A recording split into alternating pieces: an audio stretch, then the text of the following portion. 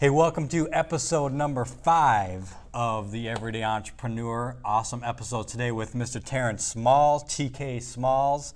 He's got several businesses, been an entrepreneur since he was like this tall. You get to hear about all that, so enjoy this episode.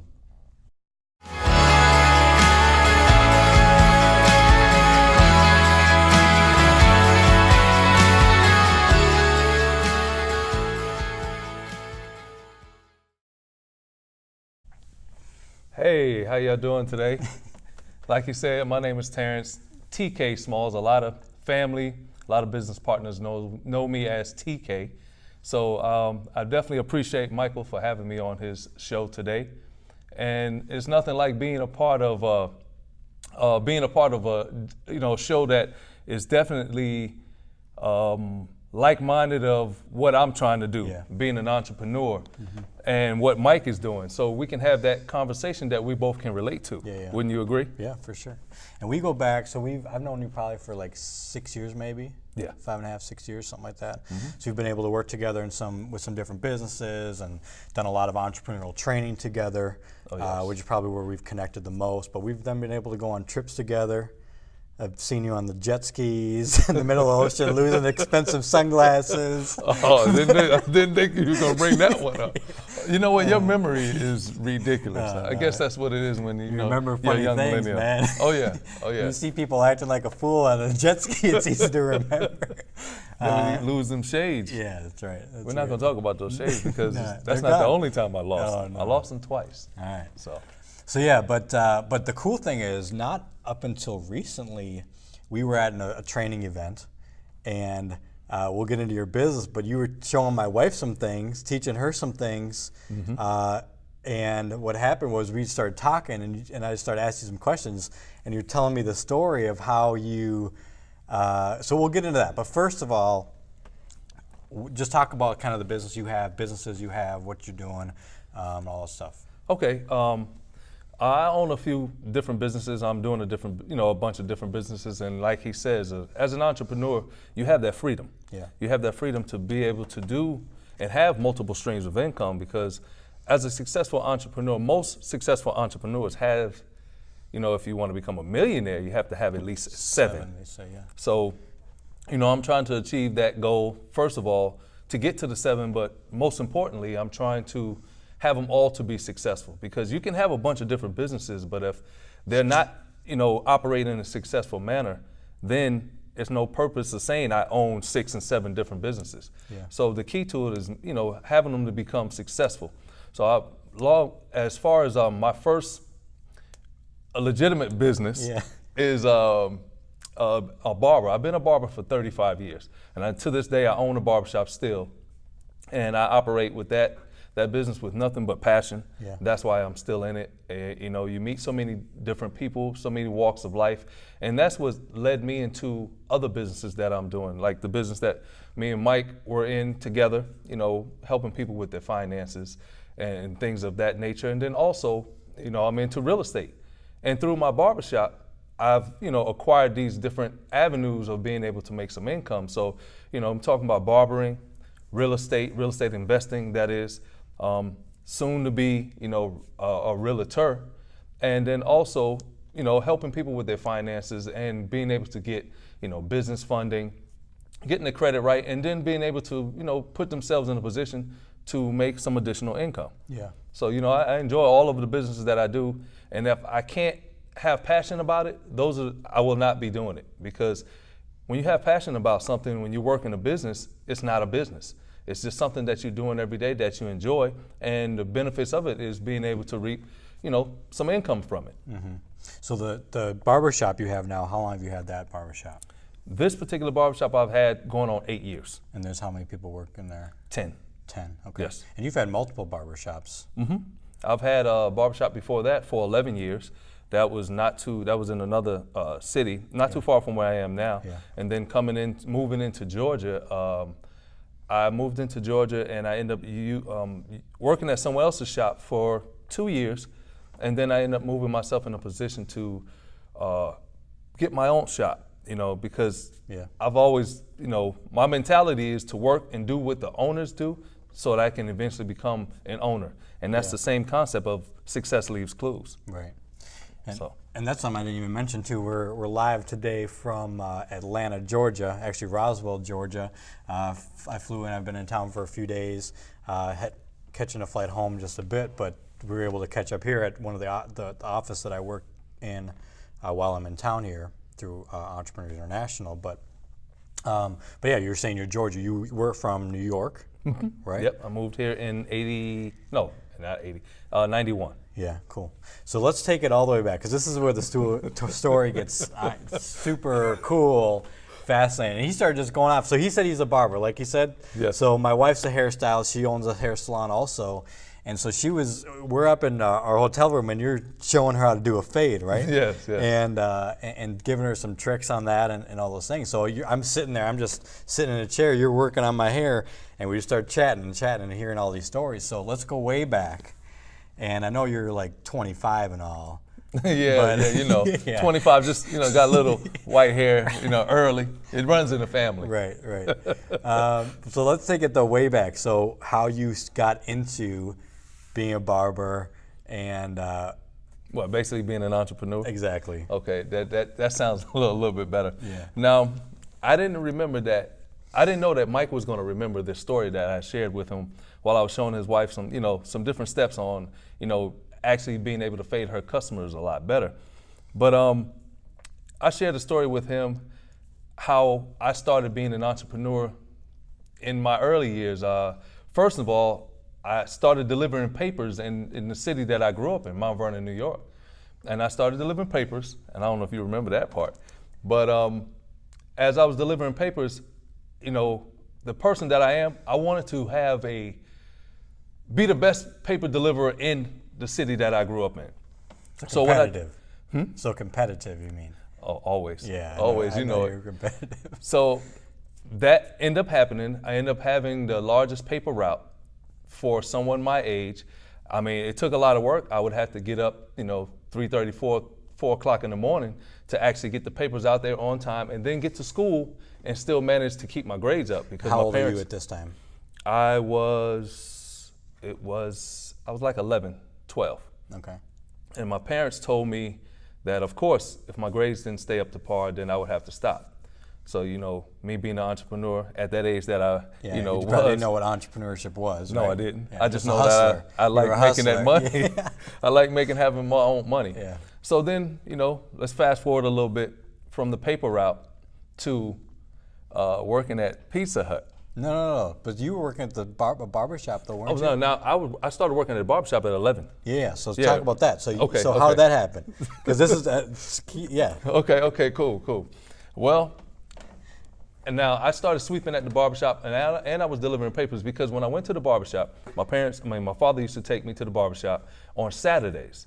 So the lines would be so long at the barbershop, my father would leave me there, and then the owner of the barbershop, which he was good friends with, said, "I'll call you when your son is finished with his haircut." So by me sitting there, I used to watch the parents, wanting to get some snacks. I'm watching the barbers, and then, I just got up and asked the owner, "Can I start sweeping?" So I started sweeping, and then the parents there that were waiting to get their kids a haircut, they asked, "Can you run down and get me some snacks from the corner store?" So I said, "Okay, cool." I ran down to the store, got the snacks, came back, and they let me keep the money, the change. Yeah. So I'm looking like, okay. And then at the end of the day, when my father came to pick me up, the owner would give me some money, plus he would tell my father to give me the money for the haircut that it would cost. So I'm looking like, like I said, me and money. Yeah. I said, this is another Piqued your way for me to interest. make It piqued your some interest money. to say that. So at that point, I asked my father, I said, "Hey, can I go every Saturday? I want to go when they open up, and I'm just going to start sweeping." So, me taking it to the next level, I'm watching the barbers as I'm sweeping. And then, one day, my cousin and I contributed me being a barber back to him, because when we were at home at my house, my father had some clippers. And he says, my cousin says, "Hey, cut my hair." And I was like, "I don't know how to cut any hair." He said, "Well, you work at the barbershop." I said, well, I just sweep up. He said, well, you work at the barbershop. I know you be watching, so cut my hair. So I grabbed my father's clippers. And to this day, like I said, I want to thank him, right now, because if it wasn't for him asking me, I may have been a barber, but it may have been a little later. So I started cutting my cousin's hair, and I said, What's his name? Richard. Thank you, Richard. Richie. Yeah, Rich Cole. So I started cutting his hair, and I was like, you know what? I kind of like this. And I kind of remembered some of the things that I seen in the barbershop. So, me, I want to cut everybody's hair. So now I'm going to the barbershop with a different purpose. Yeah. Now I'm watching the barbers and I'm asking questions. And I started cutting hair at the house. My parents helped me to set up the basement like a little barbershop. So I would cut my friends, my classmates. And this went on for about 2 years. And then the owner of the barbershop, because I never mentioned it to him, said, hey, I heard you're cutting quite a few of my clients. Yes. He said, why didn't you tell me? I was like, because I'm too young. Yeah. So he said, no, you got to have those clients come to the barbershop, and then I'm going to train you. He said, we'll do it on Saturdays. As 11 years old, of course, I stopped delivering the papers, and now I'm in the barbershop. And I started cutting hair in the barbershop at 11 years old. And a lot of people to this day still like, man, you've been in the barbershop that long. Mm-hmm. And like Mike said, I just turned 25. So, so I've only been in the barbershop quite a few years, so it led me to where I am today. And, I had some different businesses up until that point, but, that's one of my passions, one of my original passions, and it still hasn't gone nowhere to this day. Yeah. So then he started going into it, but then he got off when we were talking about this other story when he also had a job at Pizza Hut, right? Yeah, yeah. So this is one of the things that I love about wanting to do this show is hearing stories like this with people who have like an entrepreneurial instinct, which you've already talked about, but this even brings it a little even further because you're working at Pizza Hut. At what age? Pizza Hut, that was back in '86. Yeah. Yeah, back in '86. So I was like 14. Yeah. Because that was during the week. Yeah. And like I said, I would cut hair on the weekends. Yeah. And when I could at the barbershop, but I started working at Pizza Hut. So I was a busboy, waiter, not a waiter, but a busboy cleaning tables. So I would make good tips because I would make sure that I had the tables clean for the waiters and waitresses. So I moved up in the Pizza Hut to a cook. So I started cooking. And then, I would close. When we closed Pizza Hut, there would be a lot of dough left over in the pans. So then I asked the manager, I was like, what are you going to do with this dough? He said, well, we can't use it. We have to throw it away. Can't use it for the next day. So, me being in high school, because I had just started high school, and I would go to school early in the morning. My mother would drop me off, start school early, and we would eat breakfast, and I would go to class. So now, a lot of my friends, where are you working? I'm working at Pizza Hut. Man, I sure wouldn't mind having a pizza. So the light bulb went off in my head. The manager was throwing the dough away anyway. So at night, we would finish up. I started making personal pan pizzas. And then I would. At home, right? Or at the Pizza Hut. At Pizza Hut, okay. I make the personal pan pizzas at the Pizza Hut. And then I would have my mom come pick me up. I used to take public transportation, but then I said, can you come pick me up? I'll give you a couple of dollars for your gas to come pick me up. So she would come and pick me up. And she was like, what are you doing with all those pizzas? I was like, these are orders that I for the next morning from my friends. She was like, what do you mean orders? She was like, are you stealing pizzas? I said, no, they were going to throw the dough away anyway. So the manager said I could do it as long as I finished my job. So, long story short, every morning I would deliver the pizzas because I asked my mom to take me there too, so the pizzas would be kind of warm. I put them in the microwave, and I would fulfill the orders of all my classmates and friends in the morning at the high school. So that went on for quite a while, and I made pretty good money. And, I guess I was an entrepreneur at a young age. Started it at a young age, but of course we weren't using the terminology of entrepreneur. Like you said, we're just using the word hustler and liking to make some money for ourselves. So, that's been in my nature, I guess, from day one. But, Mike, I guess you were intrigued by that story on how I, made those pizzas, took them to the school, sold them. And, I would have a list of what they wanted the next morning. Yeah. And I mean, it was great. Yeah. It was great. Well, I think that's, like I said, I love the story because not only are you just hustling, but you're really thinking. Like you're seeing dough that's not being used, it's being thrown out, and you instantly go to, what can I do with this? Exactly. How can I benefit from this? How can I help other people benefit and get something out of it? You know what I'm saying? Like that's to me like the entrepreneurial like heartbeat that so many cool business people have is seeing something that's being thrown away, being used. They see a problem, fixing it as a solution. And that's the key. To me, being a true entrepreneur is how can you impact so many others? How can you impact their lives? Because to me, honestly, you shouldn't have to focus on the money, the income, because if you're helping enough people, if you're impacting enough people's lives, the money's going to come. And that's the best part about being an entrepreneur, being able to help someone, being able to put yourself in a position where you can provide an opportunity for others to take advantage of. So like I said, that's when the money comes. Yeah. And that's what I look forward to, being able to, wake up, you really helped me with this. You've helped to change my mindset. And all of that comes from, being properly trained as an entrepreneur. Right. Because, you may have that instinct, but then you need to take it to another level of being an entrepreneur with, possible training platforms.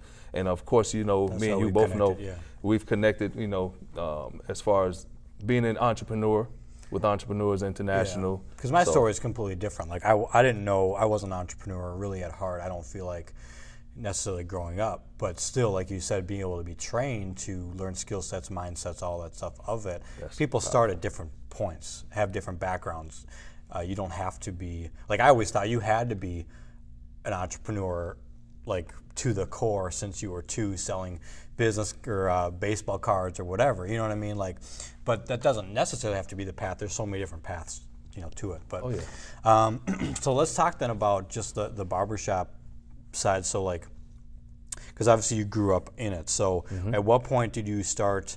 Did you have to go to school at some point or anything? Or were you just under mentorship, or how did that work? How did you kind of get the shorter version of from that point to where you are now, like the progressions of school or working for somebody else? Then how did you start, own your shop? Well, actually, when I was in New York, like I said, I graduated from high school.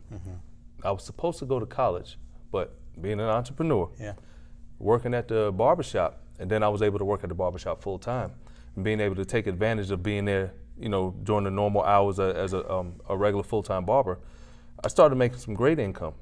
And I mean, it's an instinct. It wasn't taught to me, but when I watched the owner, I just emulated everything that he did. I remember this conversation that we had. It was approximately like almost 5:45 in the morning. And he was like, "What are you doing here?" I said, "I'm doing what you're doing." Yeah. And he was like, "What do you mean?" I said, "One day I want to be the owner." And I think, as far as I know, if I want to be the owner, I need to do what the owner does. Yeah. So I'm going to meet you every time that you're here, because I've never seen you come late, and I've always seen you open the barbershop and get everything set up before the day really started. So that's all I did. And I did that from that time, being able to work full time with him. And the funny thing about it, I was 19 years old at that point. And the rest of the barbers, they were well above 25. It was like 5 or 6 other barbers. And there were some barbers in their 30s and 40s. They would come into the barbershop a little later, straggling in, because as a person working for themselves, you dictate your own hours. Yeah. And right before I left New York and I was going to move here to Georgia, the owner said, "You know what, I want to meet with you." And I said, "Yes." He said, "The rest of the guys may not like this, but I'm thinking about making you the manager." And I was like, I don't know about that, because they're going to give me all kinds of, flack about me being the youngest in there and then me being the manager.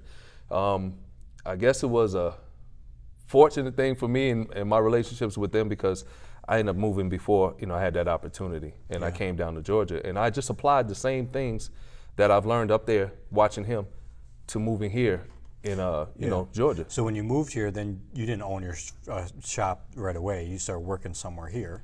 Yeah, I started working somewhere here.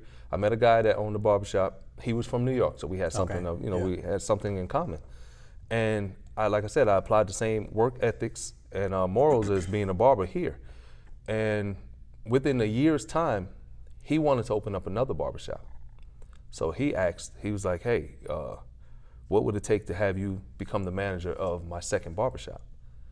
So that's what I did. I worked hard, ended up becoming the manager of the second barbershop.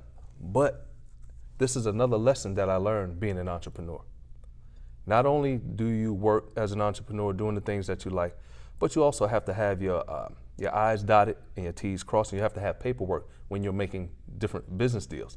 Because the gentleman that I was working for, he promised me if I help him to run that barbershop and run it as if it was mine, after a year's time, he would sell it to me for the price that it took for him to put into it. Because obviously during that course of the year, he made some money. Essentially, yeah. Yes. So me being the person that I am, I remember that. I saved that amount of money.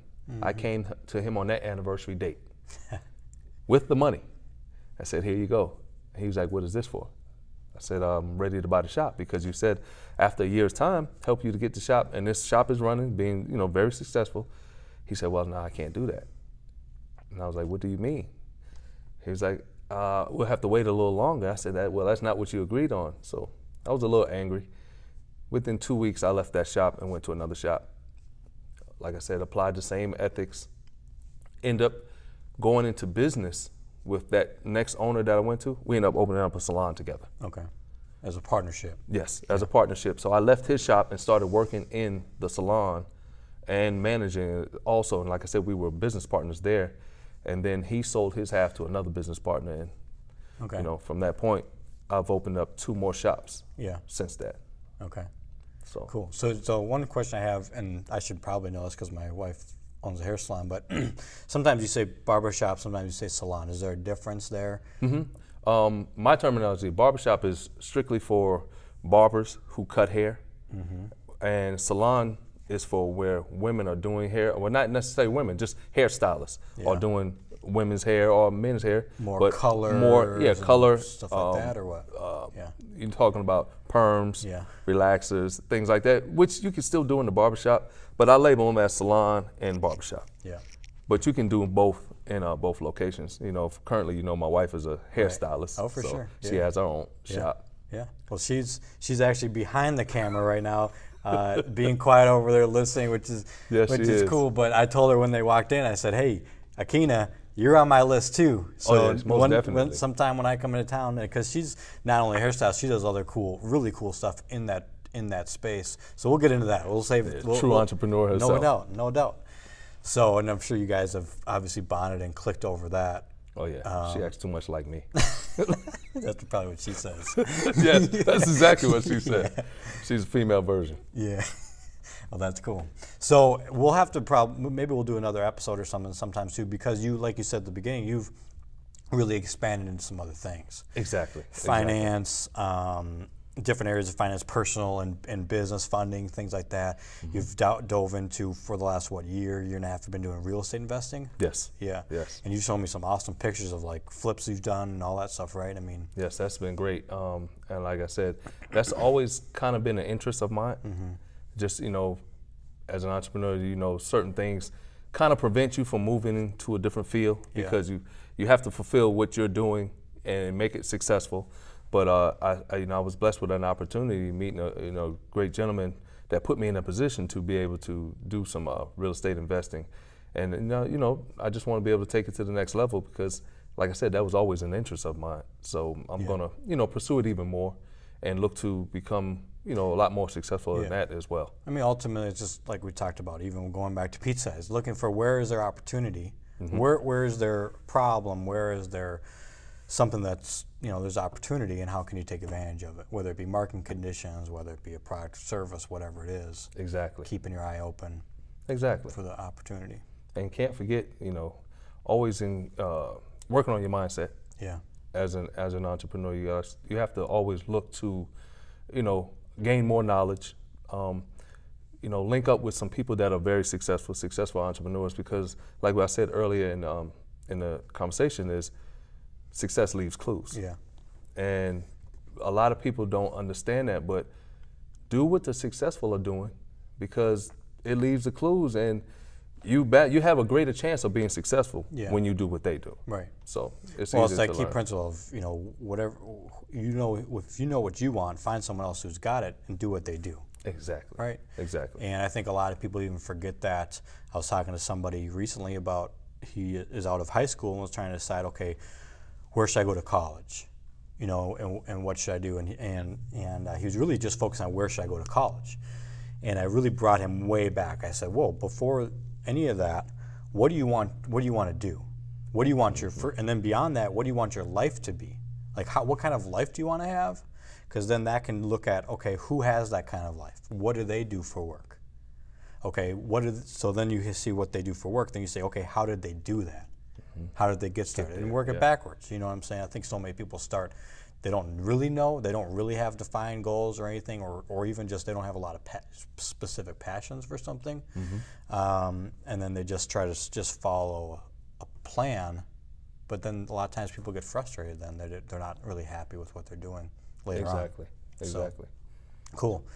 Well, I appreciate you being on. No, I appreciate you coming having up. me, man. And I gotta, like I said, I gotta catch a flight back home. Oh yeah, most And, definitely. Get back to Ashley. Get back to Ashley for sure. So, but again, appreciate it. We're gonna have Akeen on real soon. Yes, very soon. Yeah, no doubt. So, awesome. Well, appreciate you watching this episode. I hope you got some value. Check out, I'll probably link, especially if you're in the area and stuff, have some links for some of the stuff that Terrance has got going on, whether it be his barbershop, business funding, whatever, that kind of stuff. Yes. Check those links out.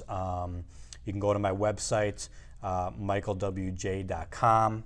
Check out the video, listen to the podcast, subscribe to all that stuff. If you're on YouTube, I'll have the links on there as well. I forgot I should see if anybody had any questions real quick. Yeah. See here what we got. When are you guys coming to Minnesota is what Ashley wants to know. Well, I have could my give you a wife here. haircut, she said. Yes, I promised her that she would. So I mean, because I know she's doing it up now, isn't she? Yeah, she's doing good, man. And hey, she's been killing those fades. People are coming in out of the woodwork now because now she can do fades really well. That's great. And, That's great. So that's good. So you better be. Good job, Ashley. You better be We have asking to for a come cut or very something. Soon. You know what? We need to come even sooner because I know it's about. Is it cold there yet? Not at all. It doesn't get cold in Minnesota, man. Yeah. Okay. All right. Well, thanks for watching this episode. I appreciate it. We will see you next time.